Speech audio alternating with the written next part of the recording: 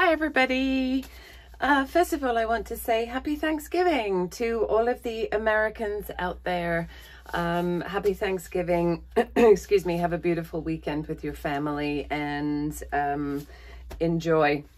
I am also thankful for US Thanksgiving because I live in Canada, but I work in film and television, and we break for the US Thanksgiving because I would say a good 80% of the people that I work with and for, both at corporate level and on the set level with me, especially cast, obviously, are Americans. And so we like to break for the Thanksgiving weekend to give those guys an opportunity to go home and see their families and spend time with people that love them. Not that we don't love them, but you know, it's different when you're with your family.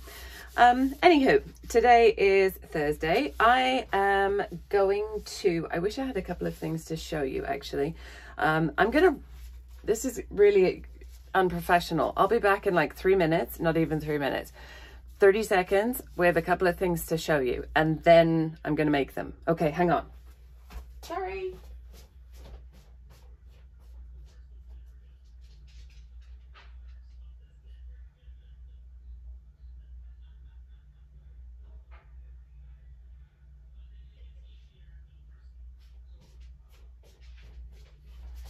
Okay, here I am. I'm back. Okay, so I buy these little, I think they're called bud vases or something along those lines, from Michael's. I think they're $2 each, maybe, and I have been using them in my house for tea lights. I just drop a little tea light in the bottom and put it in the bathroom, and it's really quite great. So I made a few recently using this Boom gel stain, which I've had in my possession now for a few months and haven't done a ton with it. I've had actually quite a few kind of mistakes with it because it's just such a very different consistency and does such a very different thing from regular paint that it was a bit of a surprise. And so fortunately I wasted a fair amount of it, but I found that they will make really pretty, I don't know whether you can see this one, really pretty little tea lights. I like to leave the bottoms clear, because I used to leave the paint over the bottoms, but then I found that paint was really quite thick, because obviously this is a little tiny bit of, almost imperceptible, but little tiny bit of a dip. And so when the paint settles in there, A, it takes forever to cure, B, sometimes it's a little sticky still when you put it on the surface, even if you have done, you know, your finishing sprays and stuff. So I've just decided to keep the bottoms clear and to pour down the sides. But this one was done with blues and whites. A little bit of a scratch there that I dug my nail into, but yeah, it gives it character. But I thought that was quite pretty. Then I have two more here which are much more blue driven.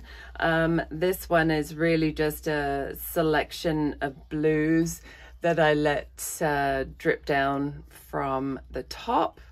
Again, kept the bottom clear, and this one has a little bit more silver going on in it, but I'm pretty much the end of my silver now, so not sure that I'll be able to create this one again. But again, just a little, it could be a bud vase, it could easily be a little vase for flowers too. I will spray them when they're done with some form of just a quick clear coat. Doesn't have to be temperature resistant, doesn't have to be food safe. I'm just spraying the outside, not spraying the inside. So something simple like a Krylon glaze, or, you know, just regular stuff. Anywho, on to today. What I'm gonna do is I'm gonna make 3 of these today. And I thought, why not let it drip off onto a tile and then see if I can do anything with it on the tile afterwards, as opposed to it either going into the puppy pee pad or the last ones I did save a little bit of a skin, but I find that the skins they're quite thin. They're not the best for jewelry, which is why I'm not going to bother with these ones, but thought that I would try and let the paint drip onto the tile. Okay, I don't have a ton of particularly super interesting colors. I'm not sure whether you can see the colors from up there, but this is essentially green, like a mauve color. This is a dark blue, the lightest blue, kind of a mid blue, bright yellow. This is a burgundy turquoise. This is more of a teal blue. This is gold with a very small amount left. This is metallic, I would say metallic tealy color. This is pearlescent white, and this is just white. So those are the colors that we have. I always tend to gravitate towards blues. So I promised myself today doing these, I would do something a little different. So I have no idea whether I'll like them in the end, but we'll give something a shot. All right, I'm just going to take a little 1 ounce shot glass and come right out of the bottle, because that's what they're designed to do. Okay, so we'll put a little bit of the darker purple in the bottom there. Then let's layer a layer of this lighter mauve color. Then let's do a layer of the pearl, whoops, is that going to come out? Of the pearl white over top there. Then let's, what color shall I put with that? You know what, I never use green. Let's put a little bit of green, and then I think maybe another little layer of white, and then maybe just back it up to what we had down in the bottom. You can put as much in these cups as you like. You can either have full coverage on your glass, you can have big, you know, spaces of drips left in between, similar to this kind of look. I really quite like it. I don't think it needs to be full coverage, but that is absolutely, you know, the choice that the person who's making them makes. It doesn't make any difference to the actual design or the way that the paint goes on. All right, now I'm going to take a little stir stick and I'm just going to X this just to move the colors around in a more interesting way, because if I pour them straight like this, they're kind of layered in the cup, and so of course they're going to keep traveling down the side of the glass in the layers that they are in the cup, and so therefore they'll be a little bit more stripy than I'm hoping for. So anyway, if that makes any sense at all. So I'm going to take a stir stick, I'm just going to exit across there, take it out, exit across there, and there we go. Wipe that stir stick off. Okay, let's see what this, I think you can see this one right here. So I'm going to try and avoid, as I said, this top here, and pour around it. Oh, there was a blob there. Pour around the outside so that I can keep the top side clean. If some of it does get out onto the top side, that's okay, you can wipe it off with a cloth. And I find that the faster you kind of pour these out, the prettier they end up looking. If you take it slowly, again, you don't really get that mixing of color. And then I just let it run down the sides however it decides it's going to, and they're just really pretty, especially in bathrooms and stuff, because they tend to be somewhat translucent, so therefore once you get the flame in there, you can really see the colors of them and they really pop, and they just look very pretty. Okay, so I think I'm going to go back to blues, but I might put a little bit of green as well. So let's do a bottom layer of green. Then we'll go to the darkest blue I have. Then the lightest blue I have.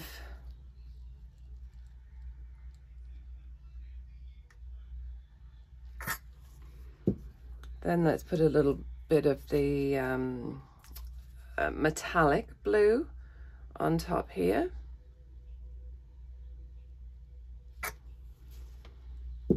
And then a little bit of regular white, no metallic white, but just regular white coming to the bottom of this one too. So I'm going to be a little bit lean with this one.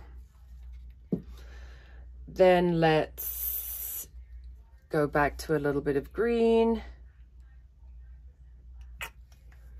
Let's do some of this nice teal.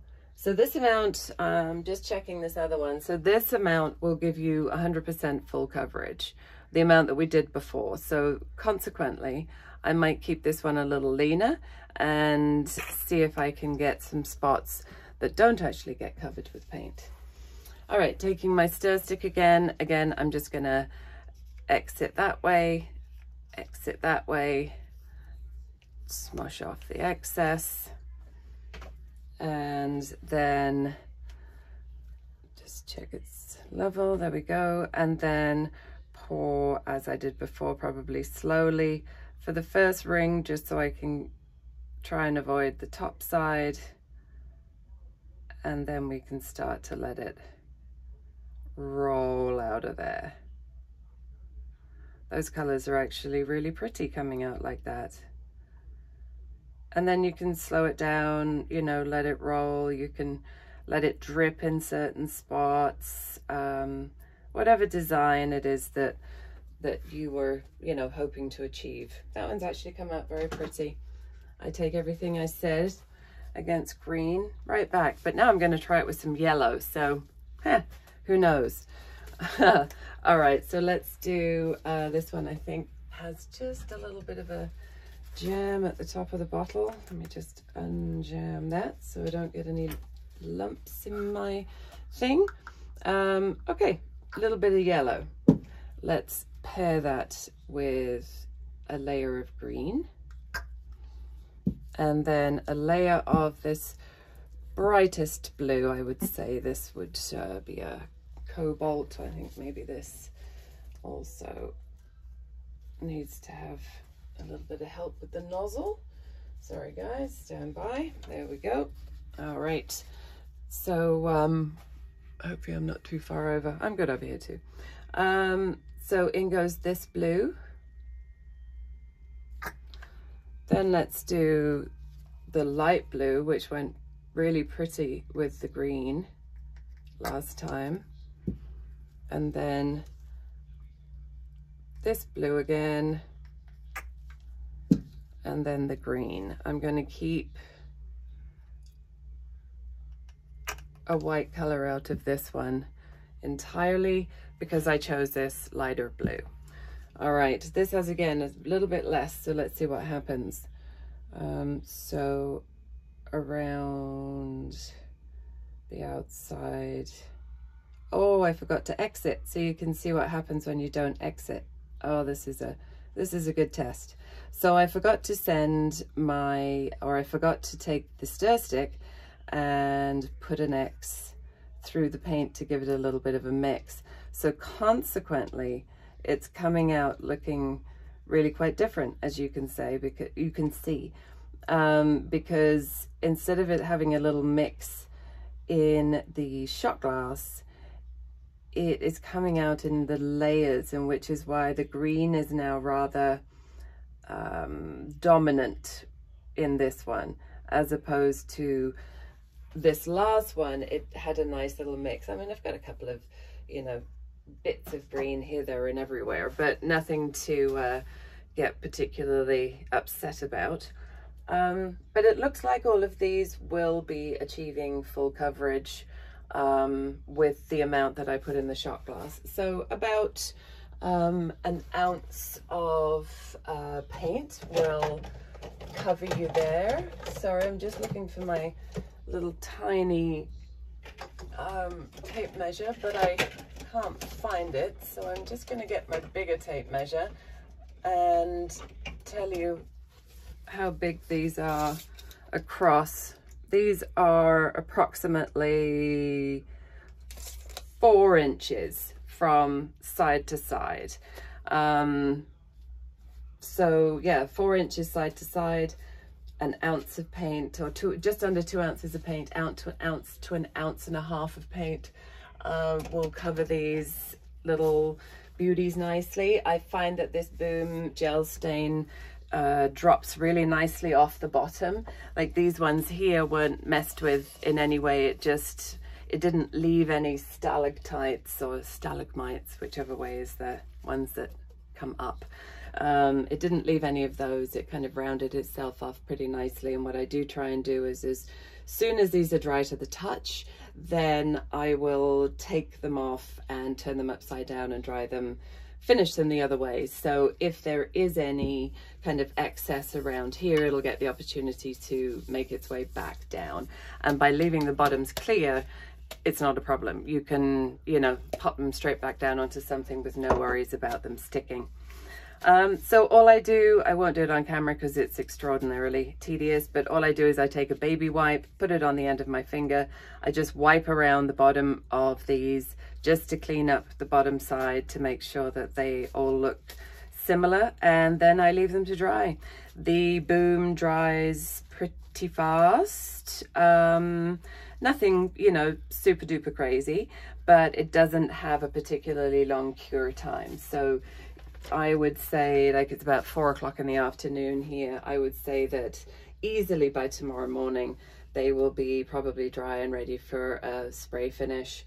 And probably within the next 2 or 3 hours, they'll be dry enough to touch for me to lift them off and turn them up over the other way.